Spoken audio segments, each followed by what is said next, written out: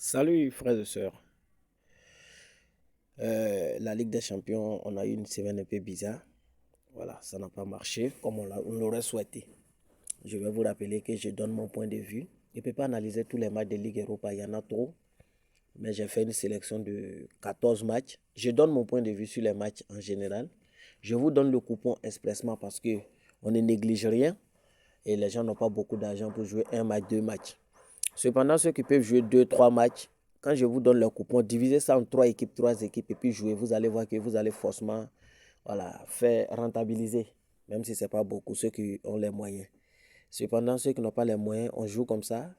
Après ce coupon de la vidéo, je balance toujours un coupon ou deux dans le groupe Telegram. Actuellement, comme je viens d'arriver, je balance un généralement. Voilà, où je sais de réduire le risque qu'on a pris dans la vidéo pour essayer d'attraper quelque chose. Donc, intégrer le groupe Telegram dont les liens sont en description. En plus, je tiens à vous rappeler que je suis sur OneXBet. Ceux qui veulent s'inscrire sur OneXBet, il y a un seul et unique code promo que vous voyez, Mimi 2022, pour vous inscrire simplement. Voilà, donc on va commencer pour ne pas être trop long dans la vidéo. Le premier match sur lequel je voulais me prononcer, c'est le match qui oppose Bodo Glimt à Karabakh. Voilà, c'est un match assez intéressant. Bodo Glimt est un peu à l'image de Celtic, un peu à l'image de, je vais dire, un peu à l'image de Sporting. Voilà, c'est une équipe très joueuse, une équipe qui marque beaucoup avec une attaque de feu. Karabakh aussi, c'est une équipe qui marque beaucoup, une équipe qui peut te marquer 16 buts en 4 matchs, c'est pas n'importe quelle équipe.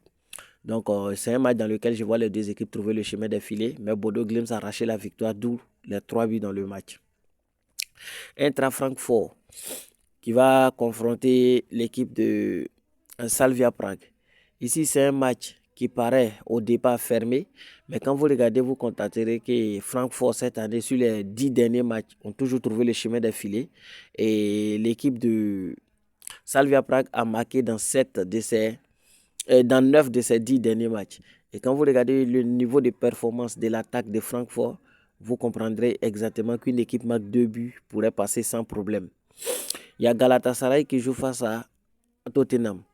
Ce match, sans trop tergiverser, je vois la victoire de Tottenham. Galatasaray ne peut pas gagner Tottenham au vu de la forme actuelle de Tottenham. Pour ceux qui suivent le championnat anglais, ceux qui ont regardé le match Tottenham Aston Villa, ceux qui ont regardé le match Tottenham City, savent exactement que le niveau de défense des Galatasaray, bien qu'ils aient une attaque très en forme, ne peut pas gagner l'équipe de Tottenham. Je vois une victoire de Tottenham, mais ici pas aller sur cette base parce que les deux attaques sont très en forme. Donc je suis allé simplement sur la base des deux équipes MAC. Mais la cote 3 de Tottenham est à essayer. Victoire de Tottenham, cote 3. Ceux qui peuvent, ils n'ont qu'à essayer, même si c'est 5000 francs dessus. Je pense que ça va passer. Il y a un autre match que je vais donner encore.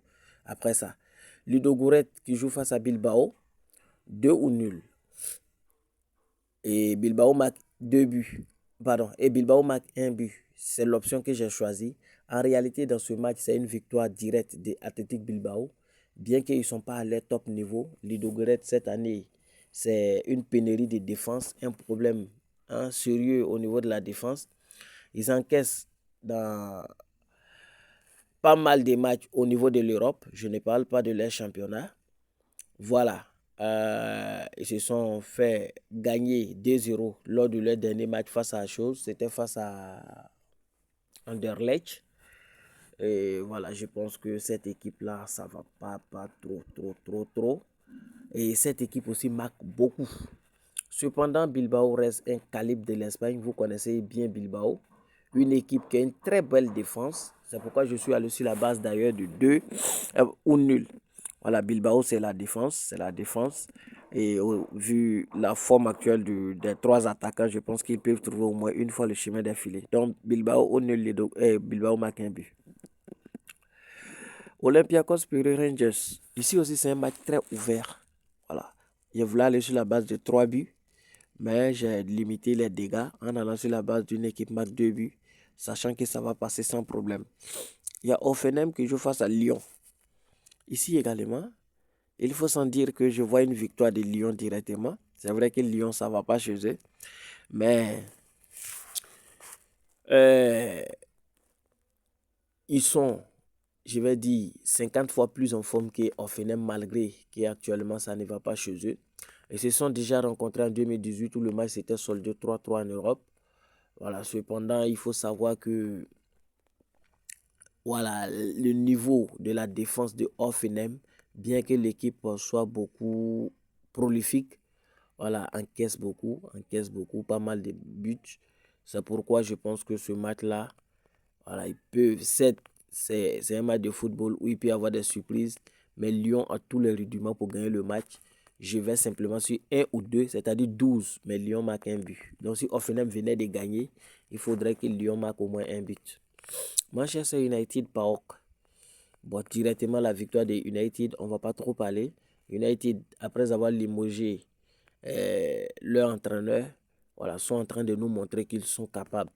Parce que depuis lors, ils ont fait une victoire écrasante face à Leicester 5-2 avant de coller Chelsea à domicile le week-end. Et je pense que PAOK, c'est vrai qu'aucune équipe n'est négligeable, mais il peut venir à bout de PAOK, victoire d'United. Il y a la Gantoise qui joue face à Omonia. Ça, ce match-là, la victoire de la Gantoise paraît claire et nette, c'est simple, mais je vous le déconseille. Voilà, en tant que pronostiqueur, je vous le déconseille. C'est un match qui peut être une grosse surprise. Omonia est une très bonne équipe. Pour ceux qui ne le connaissent pas, moi je les connais très bien. Je sais qu'ils peuvent gagner la Gantoise. Gantoise ne peut pas gérer les cartons rouges. Voilà, ce match, je vois une petite erreur. S'il y a carton rouge, la Gantoise ne peut pas gérer. Avant de jouer une victoire, je vous donne le secret. Avant de jouer une victoire, il faut être sûr que l'équipe est capable de gérer même s'ils ont carton rouge. Voilà, ça c'est le conseil que je vous donne. La Gantoise, c'est les gens d'équipe qui ne peuvent pas gérer les cartons rouges, donc faites beaucoup attention.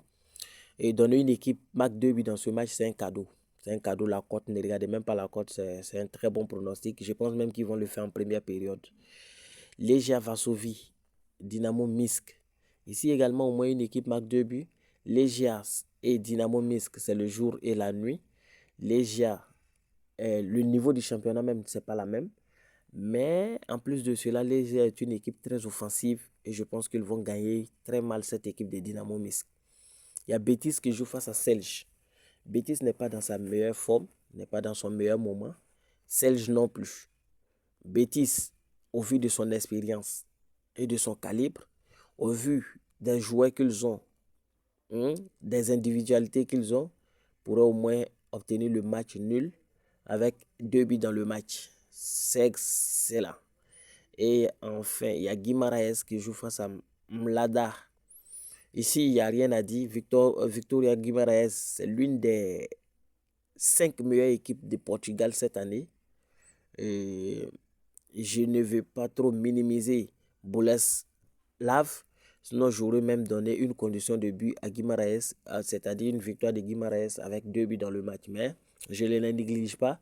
À domicile, Victoria Guimaraes, c'est pour les écraser, sauf en cas de grosses surprises. Voilà, grosse surprise. Ça peut arriver, mais je ne pense pas dans ce match-là, même à 1% près. Il y a FCSB, Midtjylland. Ici, c'est une victoire de Midtjylland. Voilà, je ne vais pas trop parler. C'est une victoire directe de Midtjylland. Mais comme aucune équipe n'est négligeable en cette période, avec ce nouveau format, tous les joueurs sont fatigués. C'est pourquoi je leur ai donné simplement un but pour augmenter ma cote. Et à Rome, Royal Union Saint-Gilloise, c'est de ce match dont je parlais. Prenez la victoire directe de Rome. C'est une cote 2. Pour ceux qui aiment jouer la cote 2, prenez juste la victoire directe de Rome. Il n'y a pas match. Saint-Gilloise a vendu tous ses joueurs, toute son attaque. Saint-Gilloise, c'est plus Saint-Gilloise que vous connaissez. C'est devenu mal Saint-Gilloise. Voilà. C'est difficile à accepter. Mais Saint-Gilloise est tombé si bas. Saint-Gilloise n'est pas en forme. Rome n'est non pas trop en forme. Mais c'est le jour et la nuit, je vous le dis. Rome, le niveau de défense, le niveau de l'attaque, Je pense que Rome va simplement pulvériser cette équipe, voilà, de Royal Union Saint-Gilloise. Vous pouvez regarder les derniers matchs de Saint-Gilloise. Voilà, les derniers matchs de Rome également. Vrai que Rome ne gagne pas, comme je vous l'ai signalé, mais avec Saint-Gilloise, je pense que c'est un cadeau, une cote 2. C'est de la foutaise. Ajax, Maccabi, Tel Aviv. Au moins une équipe va marquer plus de 1,50. Ça aussi, ça va passer. Ajax est dans sa meilleure forme. Ajax est revenu. Ajax est devenu l'Ajax que vous connaissiez il y a de cela quelques années. L'Ajax a battu Feyenoord et PSV dans la même semaine. Les deux meilleures équipes du moment dans leur championnat, dans le championnat hollandais. Donc vous pouvez sans doute comprendre que Maccabi, bien que ce soit une équipe qui défend bien, mais à l'extérieur, Maccabi encaisse beaucoup.